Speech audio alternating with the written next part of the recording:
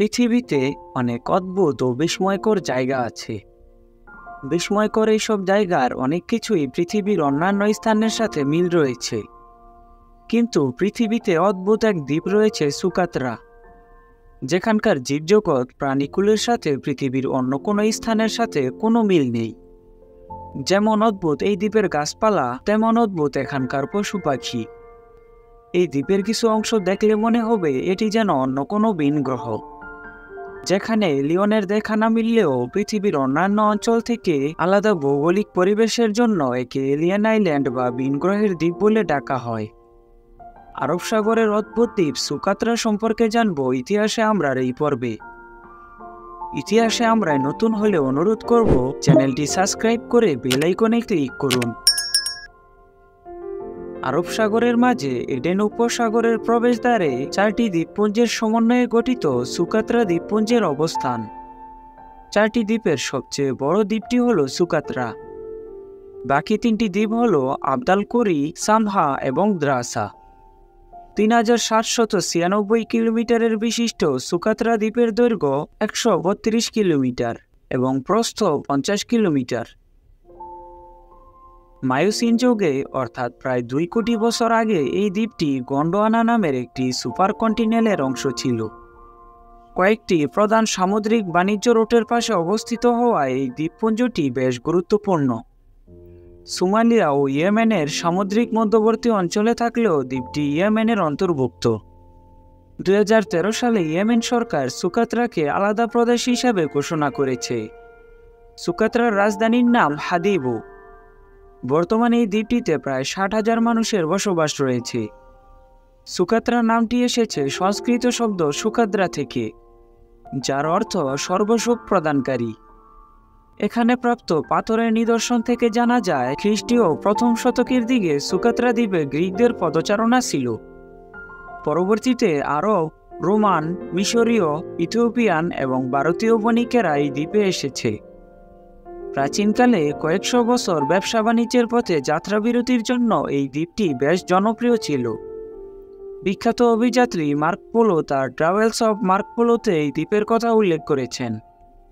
স্বচ্ছ নীল জলের সাগর, সাদা বালির সৈকত, রুক্ষ পাহাড়, অসাধারণ গুহা এবং বিশাল বালির ডিবির মিশেলে এই দ্বীপে গড়ে উঠেছে অনন্য নয়নাভিরাম সৌন্দর্য। ঐতিহাসিক তাৎপর্য এবং সৌন্দর্যের কারণে 2008 সালে সুকাত্রা বিশ্ব ঐতিহ্যবাহী স্থানের মর্যাদা লাভ করেছে। সুকাত্রা দ্বীপে মূলত উষ্ণ ও মরু আবহাওয়া লক্ষ্য করা যায়। এখানকার গড় তাপমাত্রা 25 ডিগ্রি সেলসিয়াস। এখানে বছরে খুব কম সময়ই বৃষ্টিপাত হয়, তবে তা নির্দিষ্ট কোনো সময় না হয়ে বছর জুড়ে হয়ে থাকে। কয়েক লাখ বছর ধরে সুকাত্রা দ্বীপ বিচ্ছিন্ন অবস্থায় রয়েছিল, যে কারণে এখানে জন্মানো উদ্ভিদ এবং প্রাণীকুলের মাঝে সম্পূর্ণ স্বতন্ত্র এবং ভিন্নতা রয়েছে। দ্বীপটিকে এলিয়ন দ্বীপ বলার পিছনে মূল কারণ হলো এখানকার গাছপালা।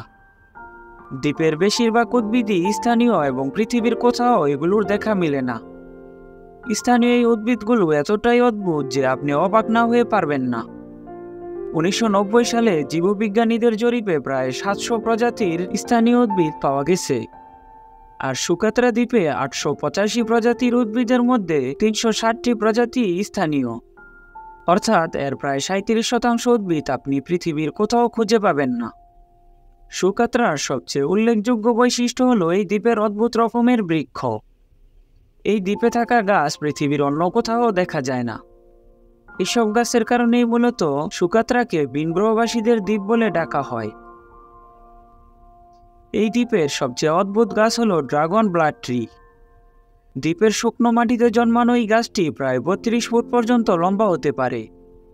খুব ঘন ডালপালা এবং পাতার কারণে গাছগুলো দেখতে অনেকটা ব্যাঙের ছাতার মতো। এইসব গাছ প্রায় 1000 বছর পর্যন্ত বেঁচে থাকতে পারে। ছাতা আকৃতির এই গাছ থেকে লাল রঙের এক ধরনের আঠালো পদার্থ বের হওয়ার কারণেই ড্রাগন ব্লাড ট্রি নামকরণ করা হয়েছে। এই গাছের আঠা রং তৈরি এবং বার্নিশের কাজে ব্যবহৃত হয়। প্রাচীনকালে এই গাছের আঠা ঔষধ এবং প্রসাধনী হিসাবে ব্যবহার করা হতো। এছাড়া সুকাত্রা দ্বীপের আরেকটি বিশেষ উদ্ভিদ হল ড্যান্ড্রোসিয়াস। এটি এক ধরনের শসা গাছ এবং একমাত্র শসার জাত যা গাছের আকৃতি লাভ করেছে। অনিয়মিত আকারের উভয় লিঙ্গের এই গাছে হলুদ এবং গোলাপি দুই ধরনের ফুল ফুটে। গবেষকদের মতে এই গাছটির উৎপত্তি হয়েছিল দ্বীপটি বিচ্ছিন্ন হওয়ার 2 গুণ সময় আগে। এই দুটি গাছ ছাড়া এখানে রয়েছে পোমেগ্রেনেট নামক এক প্রকার ফুল গাছ। এটি 2.5 থেকে 4 ফুট পর্যন্ত লম্বা হতে পারে। সাধারণত ডিসেম্বর থেকে জানুয়ারি মাসে এই গাছের ফুল ও ফল হয়।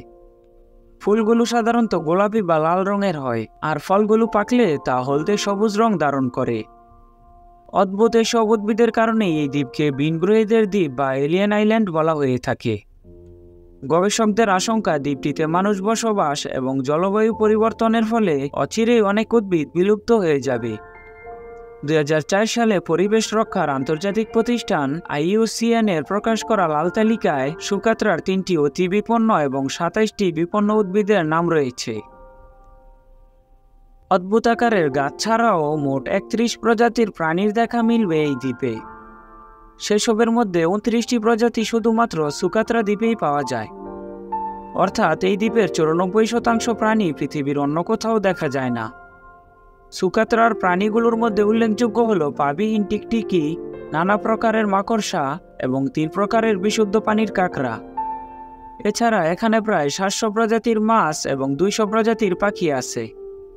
তবে স্তন্যপায়ী প্রাণী হিসাবে বাদুড় ছাড়া অন্য কোনো প্রাণী দেখা যাবে না এই দ্বীপে। সুকাত্রা দ্বীপের বেশিরভাগ বাসিন্দাই মুসলিম। তারা আল মাহরা নামের একটি আরব উপজাতির বংশধর। এছাড়া এই দ্বীপে খুব অল্প সংখ্যক সোমালীয়দের পাশাপাশি আফ্রিকান কৃষ্ণাঙ্গদের বসবাস রয়েছে। সুকাত্রার মূল ভূখণ্ডেই 50,000-এর বেশি মানুষ বসবাস করে। এই দ্বীপের বাসিন্দারা মাছ শিকার, পশুপালন এবং খেজুর চাষ করে জীবিকা নির্বাহ করে। সুকাত্রার প্রধান রপ্তানি পণ্য হল খেজুর, ঘি, তামাক এবং মাছ। গবেষকদের মতে 2000 বছরের বেশি সময় ধরে দ্বীপটিতে মানুষ বসবাসের ফলে স্থানীয় পরিবেশে পড়েছে বিরূপ প্রভাব। বিলুপ্ত হয়ে গেছে জানা অজানা অসংখ্য প্রাণী। জ্বালানির প্রয়োজনে কেটে ফেলা হয়েছে অসংখ্য উদ্ভিদ। এছাড়া দ্বীপটিতে ছাগল সহ অন্যান্য গৃহপালিত প্রাণী পোষার কারণে বিলুপ্তির পথে এলিয়েন আইল্যান্ডের অনেক স্থানীয় প্রাণী। নতুন ভিডিও আপলোড করার সাথে সাথে দেখতে চাইলে ইতিহাসে আমরা সাবস্ক্রাইব করুন। ফেসবুক থেকে আমাদের ভিডিও দেখতে চাইলে ইতিহাসে আমরা ফেসবুক পেজটি লাইক এবং ফলো করুন।